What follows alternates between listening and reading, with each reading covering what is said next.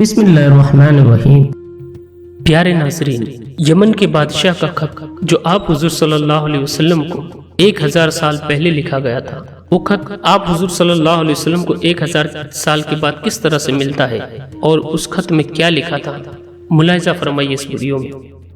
کتاب المستریف اور حجت اللہ علی العالمین اور تاریخ ابن عسکر میں ہے کہ حضور صلی اللہ علیہ وسلم سے 1000 سال پیشتر یمن کا بادشاہ ایک مرتبہ وہ اپنی سلطنت کے دورے کو نکلا تو اپنے ساتھ 12,000 عالم اور حاکم اور 1,32,000 سوار اور 1,13,000 پیدل اپنے ہمراہ لیا، اور اس شان سے نکلا کہ جہاں بھی پہنچتا اس کی شان و شوکت کے قصیدے پڑے جانے لگے، اور یہ شاہی سواری کو دیکھنے کے لیے لوگ دور دور سے جمع ہونے لگ جاتے تھے۔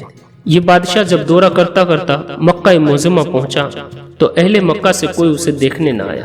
بادشاہ حیران ہوا اور اس نے اپنے وزیر اعظم سے اس کی وجہ پوچھی تو اس نے بتایا کہ اس شہر میں ایک گھر ہے جسے بیت اللہ کہتے ہیں، اس کی اور اس کے خادموں کی جو یہاں کے باشندے عزت کرتے ہیں، اور جتنا آپ کا لشکر ہے اس سے کہیں زیادہ دور دور اور نزدیک کے لوگ اس گھر کی زیارت کو آتے ہیں اور یہاں کے باشندوں کی خدمت کر کے چلے جاتے ہیں، پھر آپ کا لشکر ان کی نظروں میں کیا معنی رکھتا ہے۔ یہ سن کر بادشاہ کو غصہ آیا اور قسم کھا کر کہنے لگا کہ میں اس گھر کو کھدوا دوں گا اور یہاں کے باشندوں کو قتل کرواؤں گا۔ یہ کہنا تھا کہ بادشاہ کے ناک، منہ اور آنکھ سے خون بہنے لگا، ایسا بدبودار مادہ بہنے لگا کہ اس کے پاس بیٹھنے کے لیے بھی کوئی تیار نہ تھا۔ اس مرض کا علاج کیا گیا مگر اچھا نہیں ہوا۔ شام کے وقت بادشاہ کے ساتھی عالموں میں سے ایک عالم ربانی تشریف لائے اور نبض دیکھ کر فرمایا کہ مرض آسمانی ہے اور علاج زمین کا ہو رہا ہے۔ اے بادشاہ، آپ نے اگر کوئی بری نیت کی ہے تو فوراً اس سے توبہ کیجیے۔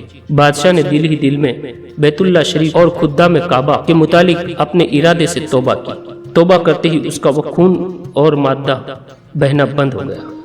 پھر صحت یاب ہونے کی خوشی میں اس نے بیت اللہ شریف کو ریشمی غلاف چڑھایا اور شہر کے ہر باشندے کو 7 اشرفی اور 7 ریشمی چوڑے نذر کیے۔ پھر یہاں سے چل کر جب مدینہ منورہ پہنچا تو ہمراہ عالم نے، جو آسمانی کتاب کے عالم تھے، وہاں کی مٹی کو سونگھا اور کنکریوں کو دیکھا، اور نبی کریم صلی اللہ علیہ وسلم آخر الزمان کی ہجرت کی جو علامتیں انہوں نے پڑھی تھی ان کے متعلق اس سرزمین کو پایا تو آپس میں عہد کر لیا کہ ہم یہی مر جائیں گے مگر اس سرزمین کو نہ چھوڑیں گے۔ اگر ہماری قسمت نے ساتھ دیا تو کبھی نہ کبھی نبی آخر الزمان صلی اللہ علیہ وسلم یہاں تشریف لائیں گے، ہمیں بھی زیارت کا شرف حاصل ہو جائے گا، ورنہ ہماری قبروں پر تو ضرور کبھی نہ کبھی ان کی جوتیوں کی مقدس خاک اڑ کر پڑ جائیں گی جو ہماری نجات کے لیے کافی ہوگا۔ یہ سن کر بادشاہ نے ان عالموں کے واسطے 400 مکان بنائے اور اس کے بڑے عالم ربانی کے مکان کے پاس حضور صلی اللہ علیہ وسلم کی خاطر ایک 2 منزلہ عمدہ مکان تیار کرایا اور وصیت کر دی کہ جب آپ تشریف لائے تو یہ مکان آپ کی آرام گاہ ہوگی، اور ان 400 عالموں کی کافی امداد بھی کی۔ کہا کہ تم ہمیشہ یہی رہو۔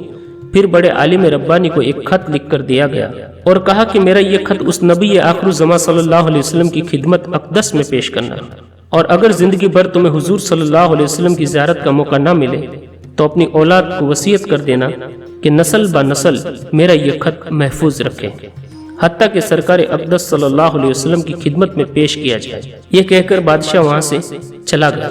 وہ خط نبی کریم صلی اللہ علیہ وسلم کی خدمت میں 1000 سال بعد پیش ہوا۔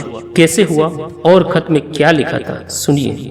عظمت مصطفیٰ صلی اللہ علیہ وسلم کا اعتراف فرمائی، اور خط کا مضمون یہ تھا کہ کم ترین مخلوق طب اول ہمیری کی طرف سے شفیع المجنبین سید المرسلین محمد صلی اللہ علیہ وسلم، اما بعد، اللہ کے حبیب، میں آپ پر ایمان لاتا ہوں اور جو کتاب آپ پر نازل ہوگی اس پر بھی ایمان لاتا ہوں، اور میں آپ کے دین پر ہوں۔ پس اگر مجھے آپ کی زیارت کا موقع مل گیا تو بہت اچھا، وہ غنیمت، اور اگر میں آپ کی زیارت نہ کر سکا تو میری شفاعت فرمانا اور قیامت کے روز مجھے فراموش نہ کرنا۔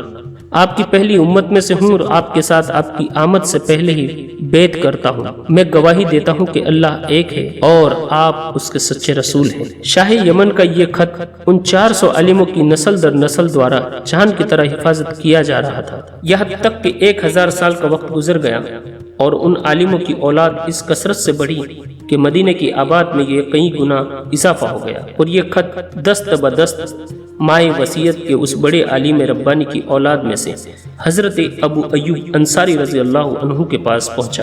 آپ نے وہ خط غلام خاص ابو لیلہ کی حفاظت میں رکھا۔ جب حضور صلی اللہ علیہ وسلم مکہ معظمہ سے ہجرت فرما کر مدینہ منورہ پہنچے اور مدینہ منورہ کی الوداعی گھاٹی سنیات کی گھاٹی سے آپ کی اونٹنی نمودار ہوئی، اور مدینہ کے خوش نصیب لوگ محبوب خدا کا استقبال کرنے کو ذوق در ذوق ایک بھیڑ کی تعداد آ رہی تھی۔ کوئی اپنے مکان کو سجا رہا تھا تو کوئی دعوت کا انتظام کر رہا تھا، اور سب یہی اصرار کر رہے تھے کہ حضور صلی اللہ علیہ وسلم میرے گھر تشریف فرما ہو۔ حضور صلی اللہ علیہ وسلم نے فرمایا کہ میری اونٹنی کی نکیل چھوڑ دو، جس گھر میں یہ ٹھہرے گی اور بیٹھ جائیں گی وہیں میرے قیام کا رہنے کی جگہ ہوگی۔ چنانچہ جو 2 منزلہ مکان شاہ یمن طبا نے حضور کی خاطر بنوایا تھا، اس وقت حضرت ایوب انصاری رضی اللہ تعالی عنہ کے پاس تھا، اسی میں حضور صلی اللہ علیہ وسلم کی اونٹنی جا کر ٹھہر گئی۔ لوگوں نے ابو لیلہ کو بھیجا کہ جاؤ حضور صلی اللہ علیہ وسلم کو شاہ یمن طبا کا خط دے آؤ۔ جب ابو لیلہ حاضر ہوا تو حضور صلی اللہ علیہ وسلم نے اسے دیکھتے ہی فرمایا تو ابو لیلہ ہے۔